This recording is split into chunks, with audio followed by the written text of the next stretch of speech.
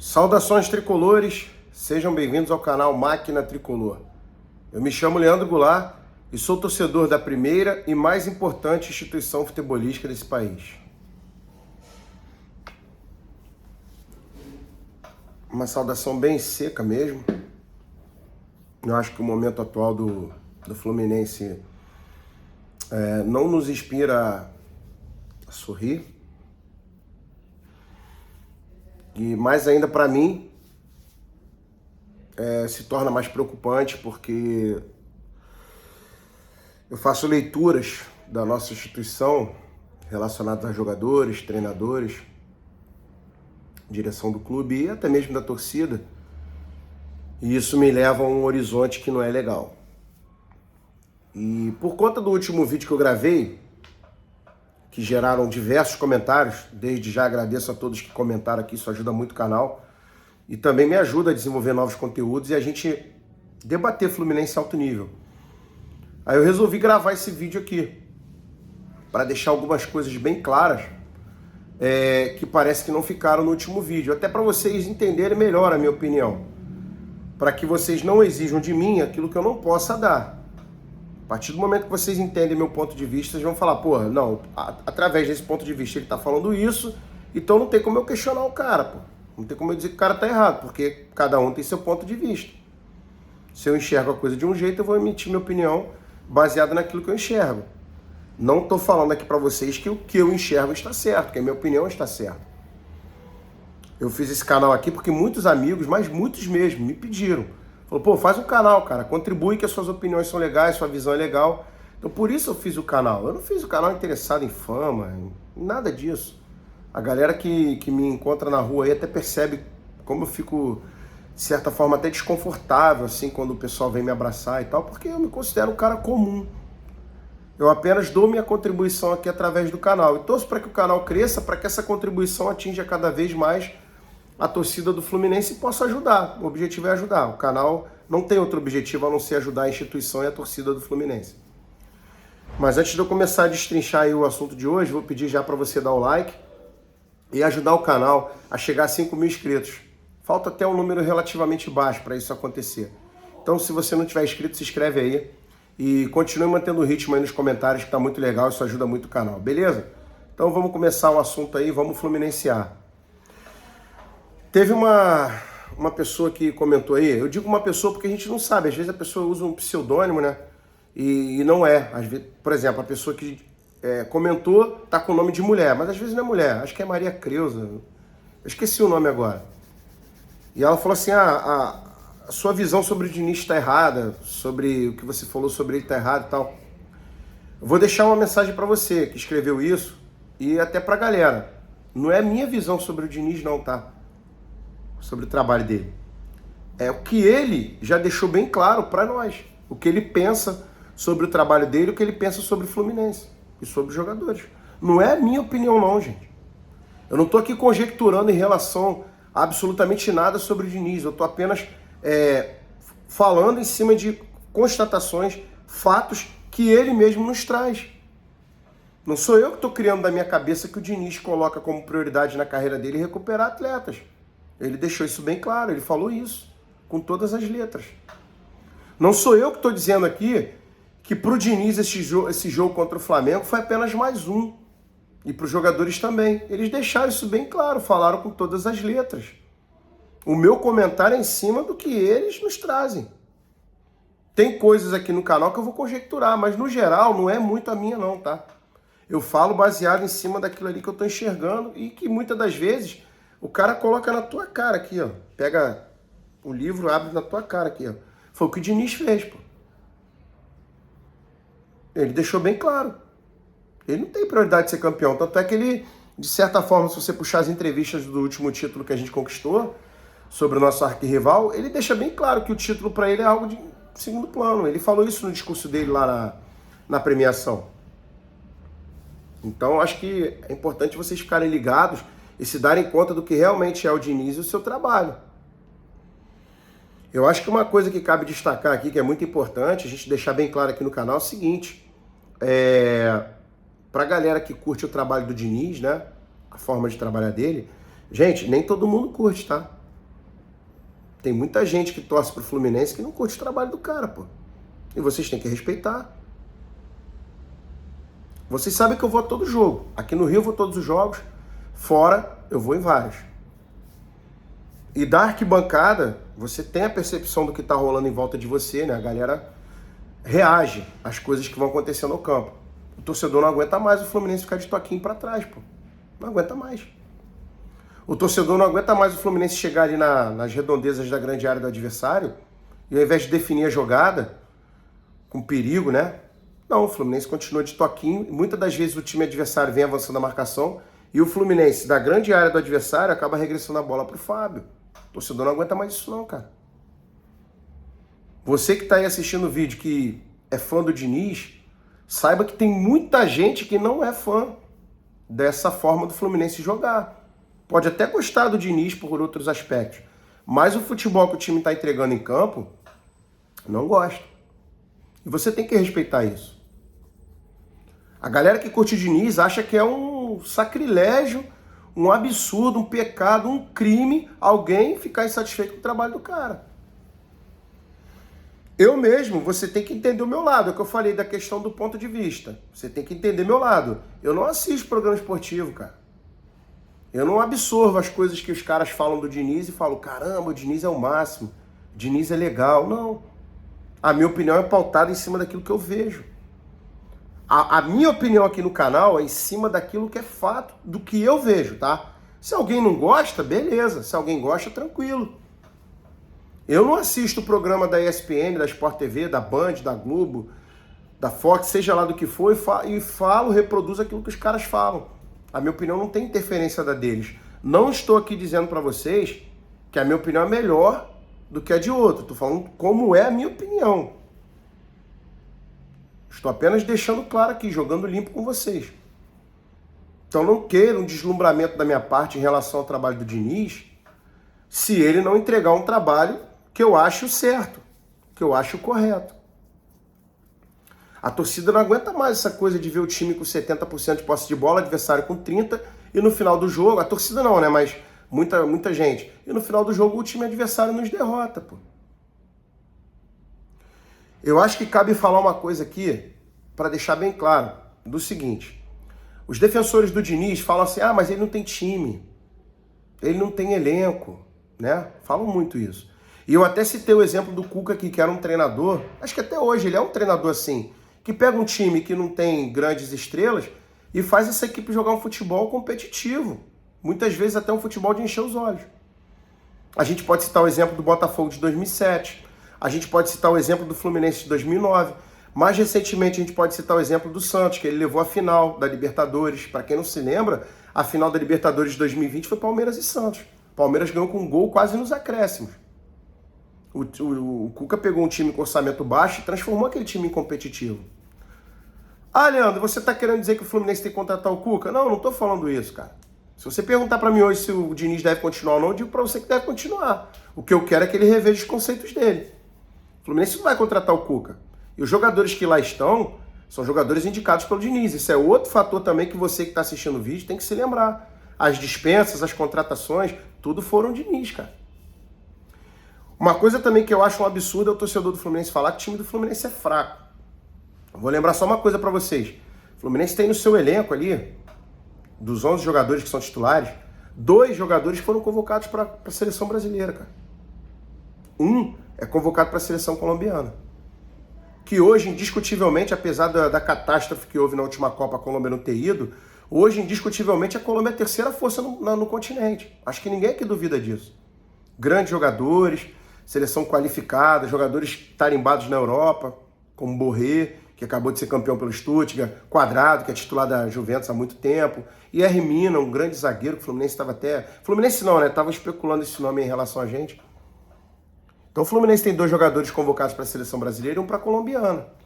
Pô, galera, você pega aí do elenco do brasileiro, quais são os times que têm esse privilégio? É sério que vocês vão cair nessa de que o Diniz tem um time fraco na mão dele? Aí eu vejo a galera falando assim, não pode ficar contando com a base. Como assim não pode ficar contando com a base? É óbvio que tem que contar com a base. É óbvio. A base é um dos pilares que dão sustentação ao time no Brasil, cara. Se na Europa, que os caras têm poder de fogo absurdo, são bilionários, eles usam os jogadores da base também. Quando surge um bom talento, eles acoplam ali no time. O Messi é um, o Messi saiu da base do Barcelona, só para citar um exemplo. Por que o Fluminense não vai usar a base? Que, vamos falar o papo reto aqui, falar o português claro. No barato, a base do Fluminense é top 3 do país. No barato, no barato. Eu não quero nem perder tempo com discussão, eu falo, ó, Fluminense é top 3. Muitos vão dizer aí nos comentários, eu tenho certeza, que é top 1. É número 1. Mas, para não perder tempo, top 3. Como é que você vai abrir mão dessa base que é top 3 do país? E aí entra outro questionamento meu em relação ao trabalho dele. Vocês acham que ele usou a molecada de forma correta? Vamos fazer uma pequena conta aqui. O Fluminense teve 11 jogos na fase de classificação do Carioca, 2 na semi e 2 na final. 15 no total. A gente fez até agora 4 jogos na Libertadores. Faltam 2, River e Sporting Cristal. Então 15 mais 4, 19. No Brasileiro nós jogamos 8 rodadas, 27. Na Copa do Brasil fizemos 4 jogos, total 31. O Diniz teve 31 jogos, né, para fazer suas experiências com a molecada da base, da rodagem, da ritmo. E aí você pega os jogos que ele botou os moleques, são jogos chaves. Por exemplo, o Arthur entrou contra o Vasco no Maracanã lotado, num clássico, de titular. Lá em La Paz ele colocou vários meninos para jogar, a estreia do esquerdino profissional foi naquele jogo. Agora contra o Flamengo, novamente ele jogou um monte de moleque. Vocês concordam com isso? O que é muito importante vocês entenderem é o seguinte, a galera que curte o Diniz. Cara, tem um monte de coisa que ele faz que é errado, pô. Mas muita coisa mesmo, não é pouca coisa não. Tem a questão da improdutividade, tem a questão dos jogos decisivos, o time amarelar, o time não jogar como tem que jogar. Tem a questão das contratações que ele fez, Marrone, Pirani, Giovani, Thiago Santos e tantos outros. Tem também. Tem a questão da má utilização da base desde o ano passado. Tem também. Tem muitos fatores, cara. É isso que vocês têm que entender. Quem curte do Diniz tem que entender o seguinte. Cara, o maluco não é um santo não, pô. Que a gente coloca lá no altar e exalta ele. Idolatra. Não, cara. Ele erra muito, mas muito, não é pouco não. Só que ele tem a simpatia da imprensa. A imprensa já abraçou o cara. Criou o termo dinizismo, né? Aí fica botando reportagem de um cara na Inglaterra que fala dele. Aí pega uma entrevista de um jogador que passou por ele e bota. Isso tudo vai gerando um clima. Só que vocês que curtem o cara tem que respeitar quem não curte o trabalho do cara, pô. Só isso, cara. Não tô falando aqui que você tá errado, não. Só tô dizendo que você não pode dizer que quem não curte tá errado, porque a gente tem que respeitar a opinião das pessoas. O trabalho do Diniz gera muita insatisfação. E tem vários pontos aqui que a gente pode destacar. O Diniz, por exemplo, recusou o Vina para trazer Pirani e Giovani. O André do Sentimento Tricolor fala isso direto. Ele trouxe Marrone. Vários jogadores aí que são horríveis, que a torcida já não aguenta mais. E ele dispensou jogadores que a torcida na época não concordou e hoje a torcida já está questionando dispensas dele porque esses jogadores estão produzindo em outros clubes. Eu falei aqui do André, do Nino e do Arias, mas o Fluminense tem muito mais jogadores qualificados. Quer ver um exemplo? O Guga é um jogador muito qualificado. Só que o Guga entra naquele hall de jogadores que estão sendo sacrificados pelas ideias do Diniz. O tal do improviso. Olha quem chegou aí. É o tal do improviso, cara. Outra coisa também que ele erra. O Diniz escala um monte de jogador fora de posição, pô. Você vai concordar comigo. Tem mó galera aí que tá viúva do Caio Paulista. Aí a galera fica falando, tá de sacanagem reclamando do Caio Paulista e tal. Cara, o Caio Paulista, quando ele jogava no ataque, ele produzia bem. Ele era um jogador que eu gostaria de ter no elenco para entrar no segundo tempo ali e causar um salseiro nos adversários. O Diniz escalou o cara de lateral esquerdo, irmão. E aí, você que tá assistindo o vídeo, você acha que não tá na conta dele? O Guga é um ótimo jogador. Tá sendo escalado aí fora de posição direto. Vai lá. Outra coisa também que a gente tem que destacar aqui. O Lelê só entra quase nos 40 do segundo tempo, pô. Pirani também. Vários jogadores entram. Final do jogo. Vai fazer o que ali? Você tá vendo, por exemplo, Pirani, Lelê, Giovani, vários jogadores entrarem num momento favorável. Assim, um exemplo. O jogo tá 2-0. 15 minutos, vamos poupar os principais jogadores, vamos botar a galera aqui para dar uma rodagem. Você está vendo isso? Você está vendo, por exemplo, ele pegar um jogo que não tem importância, como o jogo contra o Corinthians, que era no Brasileiro, entre o confronto com o Flamengo e entre o jogo contra o Strongest, e ele botar essa galera para jogar, para criar rodagem? Isso é uma crítica que eu faço ao trabalho dele também. Ele não dá rodagem ao time, cara. Ele não sabe dar rodagem ao time. E ele deixa muito claro pro elenco que existe um grupo que está abraçado por ele, que tem tudo, e quem não está abraçado não tem nada. Ele deixa muito claro isso.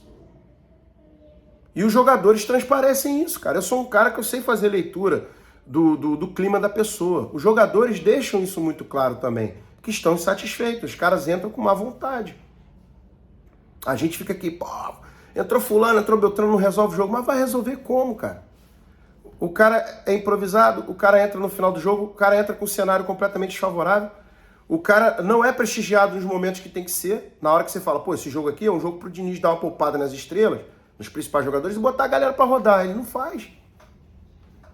Aí ele pega um jogo pedreira, joga todo mundo lá em La Paz pra jogar. Aí ele pega a molecada num jogo difícil contra o Flamengo e bota todo mundo pra jogar. Tipo assim, vai lá, se vira. Se você mandar bem, você tá endeusado. Se você não mandar, tu vai ficar pior ainda do que você já tá. Existem muitos aspectos aqui. Eu achei muito importante gravar esse vídeo, não é para dizer que você que gosta do trabalho de Diniz está errado. Mas é para você abrir a mente, cara, que cada um tem direito de achar aquilo que ele quer, irmão. Cada um tem direito de ter a sua opinião. E que tem muita gente insatisfeita com o trabalho dele. Só isso. Só que você quer colocar o cara no altar, pô. E proibir a pessoa de ficar insatisfeita com o trabalho do cara. E aí você começa a achar subterfúgio. Ah, não, porque o time é fraco. Pô, o time é fraco, pô. Time que tem uma base top 3 do Brasil. 2 jogadores convocados para a seleção e um da colombiana. Ganso, que muita gente está pedindo na seleção, o pessoal fala que só não vai por causa da idade. Cano, um artilheiro monstruoso, que não está recebendo uma bola sequer. Felipe Melo, David Braz, Marcelo, mas quem que eu posso citar? Fábio, jogadores altamente tarimbados que agregam qualidade e experiência. Tarimba ao time. Não estou falando aqui que o Felipe Melo deva ser titular não, tá? Só estou falando da carreira dos caras, que agregam ao elenco pra caramba. Influencia na molecada mais jovem. Aí você tem Alexander, você tem Keno. Aí você tem Samuel Xavier, um ótimo lateral direito. Você tem o Guga.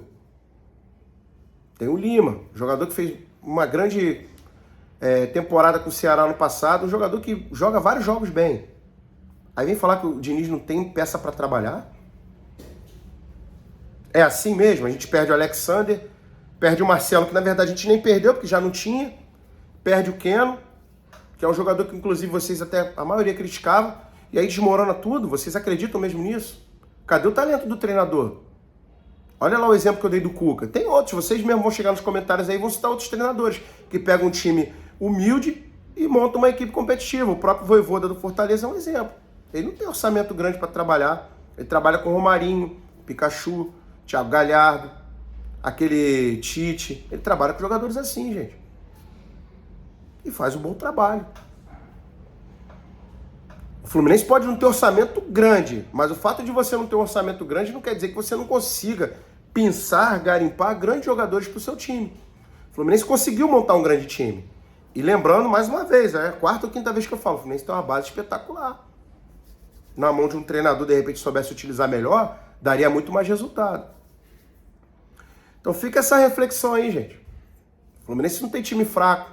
Respeita quem não concorda com o trabalho do Diniz. Se nem Jesus Cristo agradou a todos, ele vai agradar? Vocês acham um crime o cara não gostar do trabalho do Diniz, mas tem muitos fatores aí que mostram que o trabalho não tá legal, pô. Resultado, improdutividade, essa eliminação pro Flamengo, que tem que ser encarada como algo catastrófico. Tá na hora de virar a chave, cara. O Fluminense é time gigante. Não tem mais como a gente ficar sem ganhar uma Libertadores. O Fluminense tem que, todo ano, começar obcecado pela Libertadores e lutar, direcionar todos os seus esforços para isso. Chega. Vamos parar de tratar essa eliminação do Flamengo aí como uma situação qualquer, gravar videozinho, vamos pro Maracanã hoje, não vamos abandonar o time, não é porque perdeu que tá tudo errado. Não, tá tudo errado sim, cara. A gente foi eliminado do Flamengo. Tá tudo errado. Muito errado. E pegando uma perspectiva, qual a perspectiva que você, torcedor tricolor, tem da Libertadores após uma eliminação dessa pro Flamengo? Vai vir jogos chaves aí. 2021, por exemplo, o Inter massacrou o Olímpia na fase de grupo. Meteu 6, naquele jogo poderia fazer 10. Chegou nas oitavas, eles caíram. Eles estavam no mesmo grupo e no sorteio caiu nas oitavas. O Olímpia eliminou o Inter. A Libertadores começa no mata-mata. Copa do Brasil é mata-mata. Dançou, deu mole ali no jogo-chave, não tem segunda chance. A gente deu mole no jogo-chave contra o Flamengo. Não tem segunda chance. E aí? Beleza? Deixe seus comentários aqui do que você achou sobre o vídeo. É muito importante. Quero saber a opinião de vocês. Tá beleza? Não se esquece, like, se inscreve quem não está inscrito. Mais uma vez, saudações tricolores. Fiquem todos com Deus e até o próximo vídeo.